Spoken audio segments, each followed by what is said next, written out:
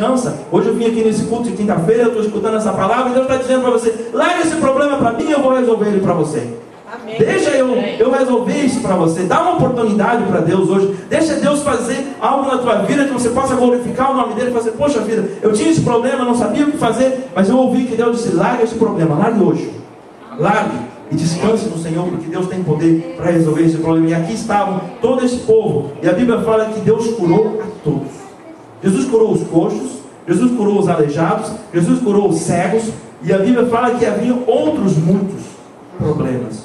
Talvez o teu problema não é um problema que você não, mas eu não sou coxo, eu não sou aleijado, eu não sou cego, mas há alguma coisa que está no teu coração. Porque eu e você viríamos aqui, a não ser que nós amamos o Senhor, mas nós temos problemas. E Ele é o único que tem a solução para os nossos problemas. Então esse é o lugar certo, esse é o momento certo. E se Deus, se Jesus teve misericórdia e teve compaixão desta multidão, ao ponto de curar todos. Porque, meus irmãos, se Jesus curasse só os coxos, já seria muito bom. Mas Jesus curou todos. Então eu gosto de dizer que de todos que estão aqui nesta noite, Jesus tem poder para curar qualquer problema, resolver qualquer problema da qual você está enfrentando nesta noite. Somente creia, meu irmão. Creia nisso, que Deus tem poder, para que você possa descansar no teu coração. Porque era uma multidão. Aos discípulos era algo que assustava.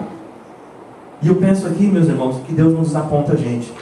Imagine se Jesus fosse tímido. Imagine se Jesus não tivesse coragem. Ele podia olhar ao Pai: Pai, mas o que eu estou fazendo aqui? Olha essa multidão, como é que eu vou resolver esse problema? É um aleijado, é um coxo, é um cego. E o que eu entendo, meus irmãos, que além desses problemas, ainda veio mais à frente a fome. Porque além desses problemas, surgiu um problema que era a fome, e que precisava ser resolvida. E nós vamos ver como Jesus resolve esses problemas. O importante, meus irmãos, é entregar esses problemas aos pés de Jesus e descansar e deixar que Ele tome a frente dessa situação. Mas nós vamos aprender no versículo seguinte, que a Bíblia fala que Jesus chama os seus discípulos.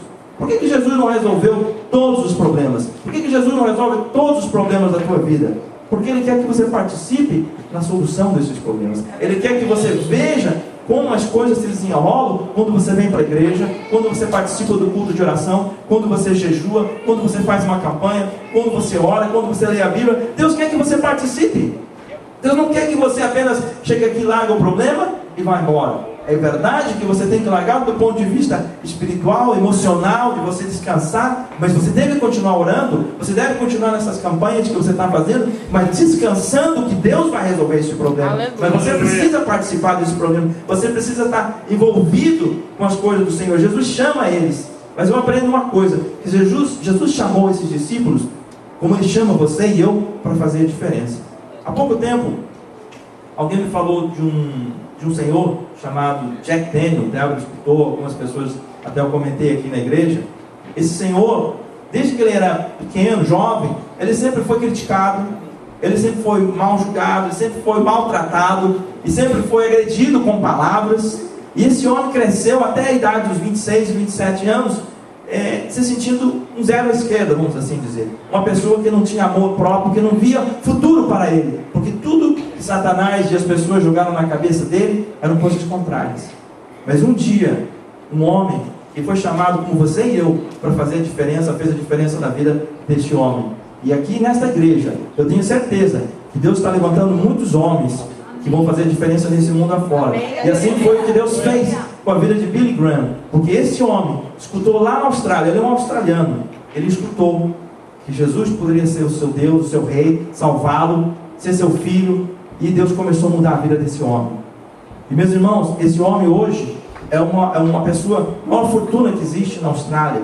Ele é tão forte que ele tem a própria moeda dentro da companhia dele. Ele é um homem poderoso, um homem que já leu 60 mil biografias de pessoas famosas. Para vocês terem uma ideia, a sabedoria que Deus deu a ele através da palavra, do esforço dele e daquilo que ele recebeu do Billy Graham numa pregação, ele chegou hoje ao ponto que ele falou numa das entrevistas que ele deu aqui nos Estados Unidos, que ele deu uma consulta de 15 minutos para uma empresa e ele cobrou $1 milhão pelo advice, pelo conselho para uma empresa que estava quebrando. Meus irmãos, isso significa dizer que esse homem ganha $4 milhões por hora.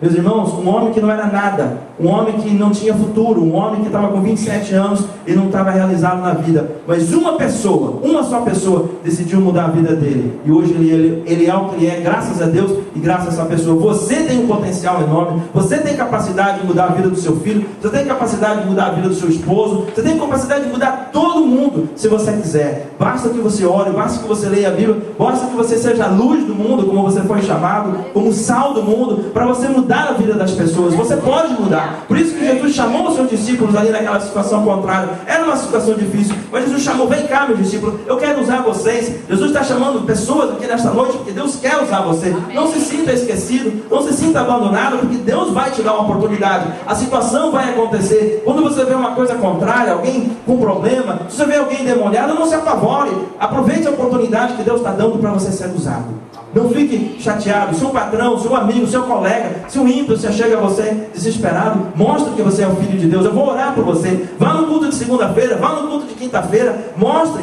fale, abre a sua boca, porque é isso que nós somos chamados, para expandir o reino de Deus, não para estar calado, não para estar tímido. Deus não chamou os tímidos, Deus não admite tímidos no seu reino. Nós precisamos ser valentes, nós precisamos ser pessoas que realmente façam a diferença. Esse Jack Daniel faz a diferença. Hoje ele é um homem tão rico que ele dá conferências por vários lugares, especialmente aqui nos Estados Unidos, porque ele não admite, na sua concepção, na sua maneira de ver, que os crentes vivam miseravelmente, ou que não tenham uma vida melhor, ou que não saiam da sua condição, porque nós temos tudo, meus irmãos, para ser felizes. Nós temos tudo para ter o que nós desejamos. Nós temos Jesus, nós temos a palavra de Deus, nós temos Deus ao nosso lado, meus irmãos. O que é mais difícil você pode imaginar que você não possa alcançar? Deus tem dado tudo. Então, esse homem decidiu mudar e fazer a diferença. Você pode fazer a diferença. E o que eu entendo aqui, meu irmão, que o Senhor chamará alguém para também ajudar a resolver a multidão dos seus problemas. Porque aqui a multidão tinha um problema, e Jesus chama os seus discípulos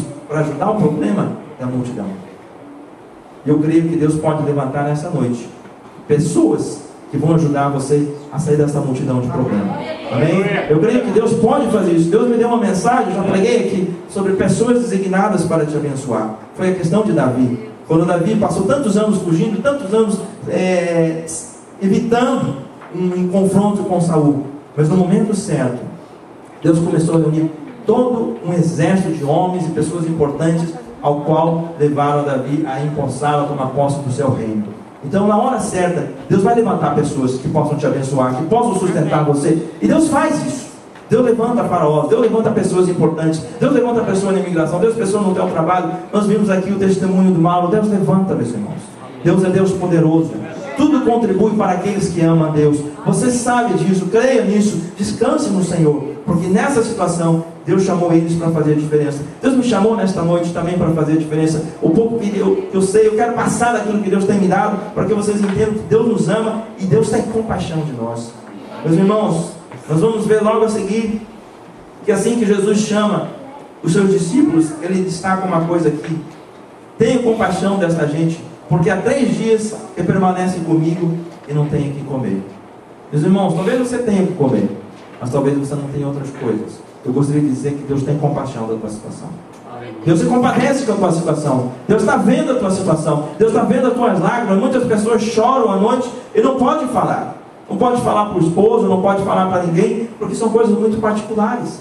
Mas Deus está vendo isso. Deus viu claramente que aquela multidão estava em aflição. Além de doente, logo a seguir estavam com fome, porque há 3 dias estavam com Jesus, e nesses 3 dias a fome bateu.